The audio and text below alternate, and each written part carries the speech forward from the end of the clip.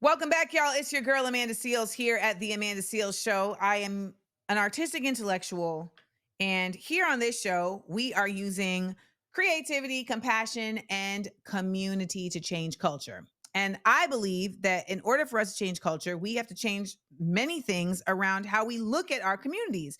And one of the biggest problems in our communities is policing, the way it's Definitely. done, when it's called on, and how it's utilized. And the Marshall Project has done a study and found that more US cities are launching what's called alternative first responder programs, which send unarmed civilians instead of armed officers to some emergencies. Now, I'm sure some of y'all have heard about this before, but I definitely want to continue to be reiterating this because for some people, I think it seems like it's impossible for their city, but it doesn't have to be.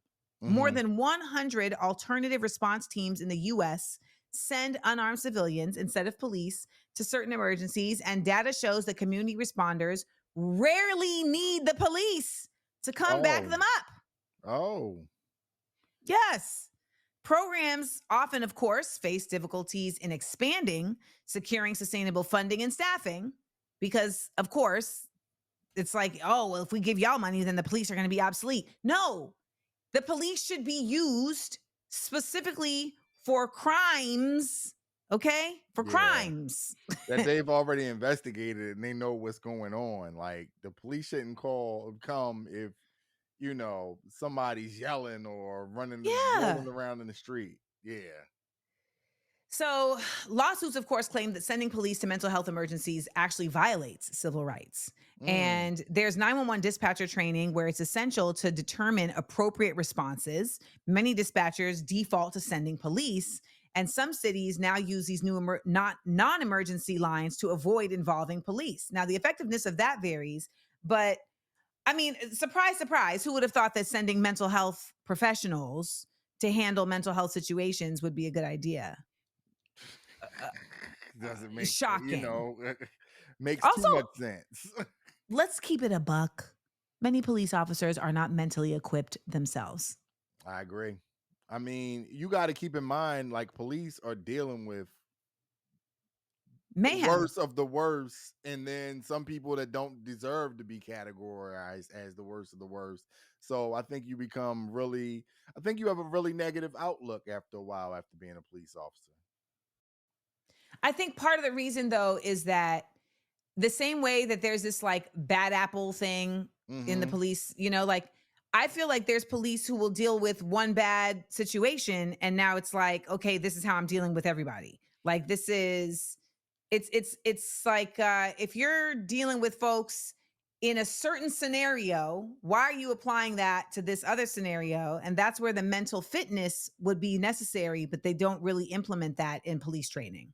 Yeah, I just it's no, it's not even that because I had to call the police recently. Somebody vandalized my car three I'm eating that. times. I'm eating that. 3 times. No, listen. So I was like, let me make a report just in case it's something crazy. Somebody trying to Yeah. do something to me. So the police comes over here and tells my wife he's probably cheating on you. Like, What? damn, who called you for that? Hell no. Who called you for that? I'm spending All my these tax idiots talking dollars a for you to bunch come of over here and garbage. hate. Are you serious? I'm dead serious. I'm like, yo, I'm paying tax dollars for this guy Were to you come over. there when he said that? Nah, it was when I had COVID. Oh my God. I'm like, damn, my boy. This is a male police This is officer? a male police Trying to officer. holla. That's Dirty on the nuts. job. Dirty on the job. I'm speechless. That's just so unnecessary. I wanted to call and talk to this. Let me talk to the supervisor. That's not what we pay you to come over here and do, buddy. I gotta file another report. Now I gotta file another report. Like, Like yo. internal And affairs. first of all, that's so dirty. That's like dirty Mac, and that's against guy code. Like, why would you do that? Like, Against Sky Code. So maybe it's not against the blue code. I Maybe in the guess, blue like, code, that's okay. Ask your dad. yo, Like I'm getting heated that's just thinking about it. I'm like, that's I'll never call the police again for nothing. Like, what was the point of you doing no. that? Listen, My security alarm system calls the police. Yeah. Me? Nah. Mm. I know this conversation's went a totally different No, I way. know someone's listening right now, like, oh, she don't be calling the police. Like, I mean, uh, I know so many black people who are just like, it's just not in It's, you have the our right thought to bear process. arms. There's no need to even call the police anymore. What are they going to do any different than, you know? I think for a lot of people who have particularly special needs children that they feel like they cannot handle, they end up calling the police because they just get into a Mm, state of frustration and a state yeah. of fear. And so that's why we need resources to be able to help and support those families, because in that situation you're like afraid they're going to harm you, harm themselves, etc. But the reality is that the one who's going to cause a harm is the police 9 times out of 10. And I think it's really important to consider this as something that can happen in your town. And this is when you go to your city council meetings, and this is when you start having conversations with your community around how this can be effective. So let's say you have a special needs child and you are a part of a chat group or a community group. I know there's a lot of like meetups. And if you're not in one, get in one. And you all should really rally and come together to use your numbers and your experience to get this on the docket, because it's going to be your children that may Yep. end up in a situation like this, right? And I think so often we're in our own silos, right, of our own issues. And it's so difficult to deal with our own stuff. And so it becomes like, Amanda, how do you expect me to manage this and that? Hmm. And that's why I've been trying to encourage us to really extend ourselves community wise. And if you know somebody that is in this situation, or if you know somebody that has a special needs child and you don't, this is your opportunity to then maybe be a voice for them. Yeah. It's shocking.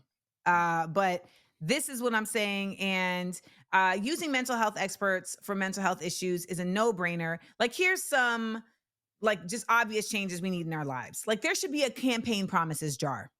And for Mm. every broken campaign promise, politicians have to drop $1 in a national fund. Like, Still we waiting would for be that student loan relief. Still we'd waiting be on able to pay off the national debt. We need nutrition labels that we can actually read. it. Like a Mm. lot of people are looking at the labels. They're like, I didn't graduate with a degree in biochemistry. I Right. don't know what niacin really Yep. is. That's a class in itself. Congressional dress code. Every politician must wear a suit with actual receipts pinned to it showing exactly who bought them. I forgot who said this, but they said it should be like NASCAR. Like, you Oh can see. wow. And lastly, transparent medical bills. Hmm. Hospitals should just hand us an itemized bill written in plain English. They actually do that at veterinary hospitals. Okay. It's very, very clear. And they tell you before they do the treatment, this is what we plan to do.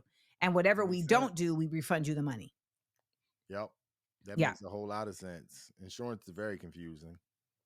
So, again, you guys, first responders don't have to be police. It's working in other cities. The data is there for you to be able to use to bring it to your city. It's called the Marshall Project. Look it up. We always got to ask this question.